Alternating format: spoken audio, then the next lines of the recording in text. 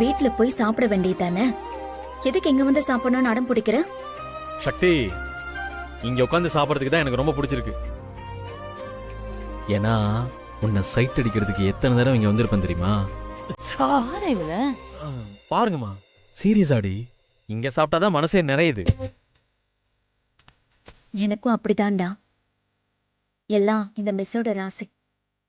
சின்ன வயசுல நாங்க இங்கதான் உட்காந்து சாப்பிடணும்னு அடம் பிடிப்போம். நிஜமாவா? ஆமாண்டா.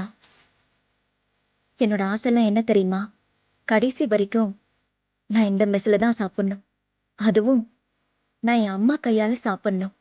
அது மட்டும் நடந்ததுன்னா நான் தான் இந்த உலகத்திலே பெரிய அதிர்ஷ்டக்காரி.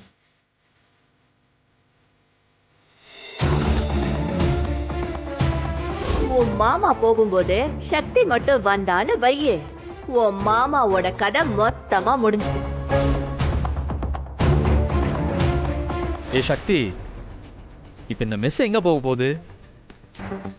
நம்ம மீனாட்சி அம்மா எங்க போக போறாங்க? நம்ம இதே மாதிரி இந்த மெஸ்ல காலம் பூரா சாப்பிடுவோம். ஆனா வெற்றி, சக்தி கலெக்டர் ஆனதுக்கு அப்புறம் இந்த மெஸ்ல சாப்பிட வருவாளா என்ன? ஆமால. என்னக்கா இப்படி சொல்ற? இந்த மெஸ்ல இருந்து தானே நான் கலெக்டராகவே போறேன். நான் எப்படி இந்த மெஸ்ஸை மறப்பேன்? சரி சரி, அப்புறம் பேசலாம், முதல்ல சாப்பிடுங்க.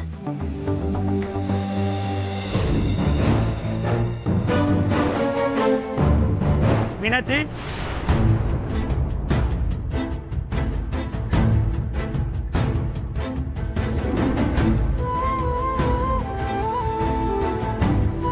சரிம்மா, அப்ப நாங்க கிளம்புறோம். தம்பி, உங்க அம்மா ஏதாவது கோவமா பேசினாலும் எதிர்த்து பேசாதீங்க. சரி சரின்னு போங்க. ஆ, சக்தி, நான் உனக்கும் தான் சேர்த்து சொல்றேன். பதிலுக்கு பதில் பேசுறதுனால எதுவும் நடக்க போறதில்ல. சரிம்மா. சரிம்மா, வா வெற்றி, போலாம். வரோம்மா. வரேம்மா. வரேன். வரேன்க்கா. வாங்க.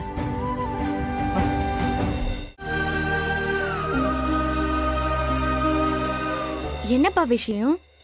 அம்மாடி மீனாட்சி, நீங்க பட்ட கஷ்டத்துக்கெல்லாம் ஒரு விடுவு காலம் பிறந்துருச்சுமா. என்னப்பா சொல்றீங்க?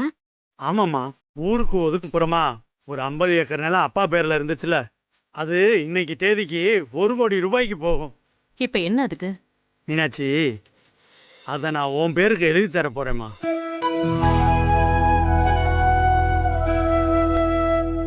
நானும் புஷ்பாவும் உனக்கு செஞ்ச பாவத்துக்கு பிராயச்சித்தம் செய்ய போறேம்மா. எனக்கு நீங்க என்ன சொல்ல வரீங்கன்னு புரியலையே. மீனாட்சி, இத உன்னால நம்ப முடியாதுங்கிறதுக்காகத்தான் இத பாரு, பத்திரத்தோட வந்திருக்கேன். அந்த 1 கோடி ரூபாய் நிலம் உனக்குத்தான் மீனாட்சி. ஆனா எப்படிப்பா புஷ்பா ஒத்துக்கிட்டா? ஒத்துக்கலைனா அப்பா விட்டுருவனா என்ன? அவளை ஒரு அரை அரைஞ்சல்ல, அவளுக்கு புத்தி வந்துருச்சு மீனாட்சி. அதுதான் இப்படி ஒரு முடிவு எடுத்திருக்கா. என்னால இதை நம்பவே முடியல. மீனாட்சி, நீ கும்பிட்ட சாமி உன்னை கைவிடல மீனாட்சி. அதுதான் புஷ்பா இதுக்கு சம்மதிச்சிருக்கா. இந்த விஷயத்த சக்தியும் மாப்பிள்ளையும் கேட்காம போயிட்டாங்களே. மீனாட்சி, இந்த நிலத்தை உன் பேர்ல கிரயம் பண்றதுக்கு நான் நாள் குறிச்சிட்டு வந்து சொல்றேன். ஒரே ஒரு கையெழுத்து போட்டேன்னு வை, நிலம் அம்புட்டும் உனக்கு தான். 3 பொண்ணுங்களுக்கு என்னென்ன கொடுக்கணுமோ கொடுத்து அவங்க வாழ்க்கையை செட்டில் பண்ணி விட்டுரு. நீ சந்தோஷமாயிரு மீனாட்சி. ரொம்ப சந்தோஷம்ப்பா. அப்புறம் மீனாட்சி, இன்னொரு விஷயம் இருக்கு. இந்த 50 ஏக்கர் நிலத்தை உன் பேரு கிரயம் பண்றேன்ல, அதே நாள்ல இந்த மெஸ்ஸையும் நிலத்தையும் புஷ்பா பேருக்கு கிரயம் பண்ணி கொடுத்துரு.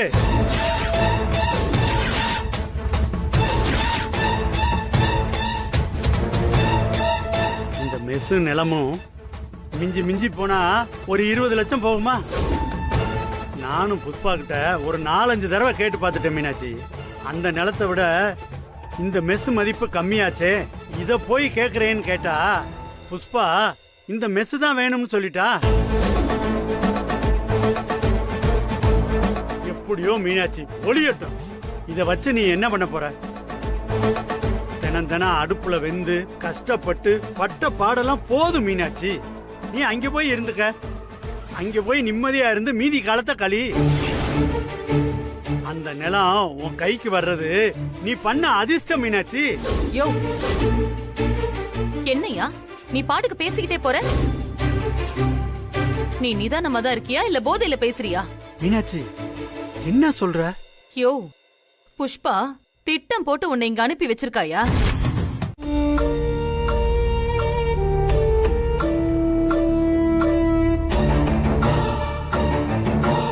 ரங்கநாயகி, இன்னும் எத்தனை நாளைக்கு இப்படி கோவமாவே இருக்க போற நீ? நடந்ததை எல்லாம் என்னால மறக்க முடியாது. எப்படி என் பையனை மாத்தி வச்சிருக்க பாத்தீங்களா உங்க மருமக? ஏய், அவன் நம்மளோட மருமக. இல்லங்க, இன்னைக்கு வெற்றி இப்படி மொத்தமா மாறி இருக்கானா அதுக்கு காரணம் யாரு? அவதானே? அப்புறம் எப்படிங்க என் வாயால அவளை மருமகன்னு கூப்பிடுவேன்?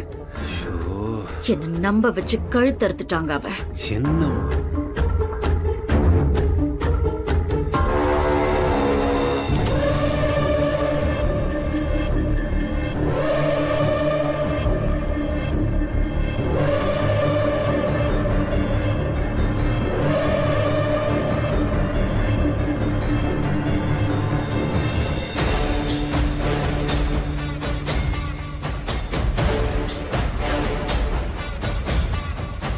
வெற்றி இன்னும் வரலையா?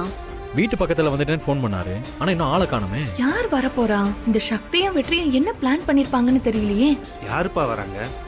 இருங்கப்பா சொல்றேன். தம்பி, ஐயா வாங்க வாங்க. உங்களுக்காக தான் வெயிட் பண்ணிட்டு. அப்படியா? வணக்கம் ஐயா. வணக்கம் ஐயா. வணக்கம்மா. ஐயா உட்காருங்க. வணக்கம்மா. தம்பி, நீங்க சொன்ன மாதிரி எல்லாம் பண்ணியாச்சு. அது உங்ககிட்ட காமிக்க ஒரு காப்பி எடுத்துட்டு வந்திருக்க, பாருங்க.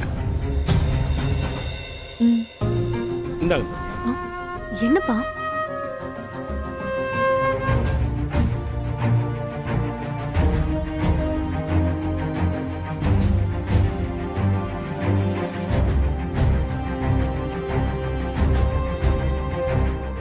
எல்லாம் சரியா இருக்கா தம்பி? பிரமாதமா இருக்குங்க ஐயா.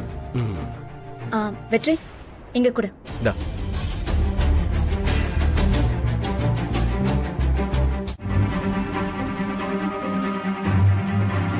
அம்மா,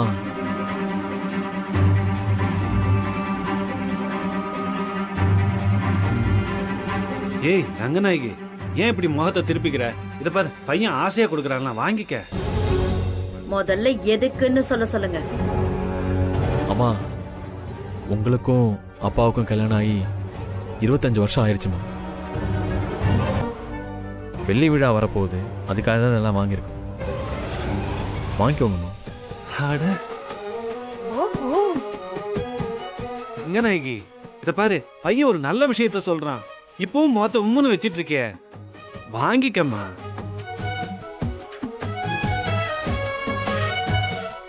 அம்மா இந்த புடவை உங்களுக்கு தான், வாங்கிக்கோங்க. அதை சிரிச்சுக்கிட்டே வாங்கினா தான் என்ன?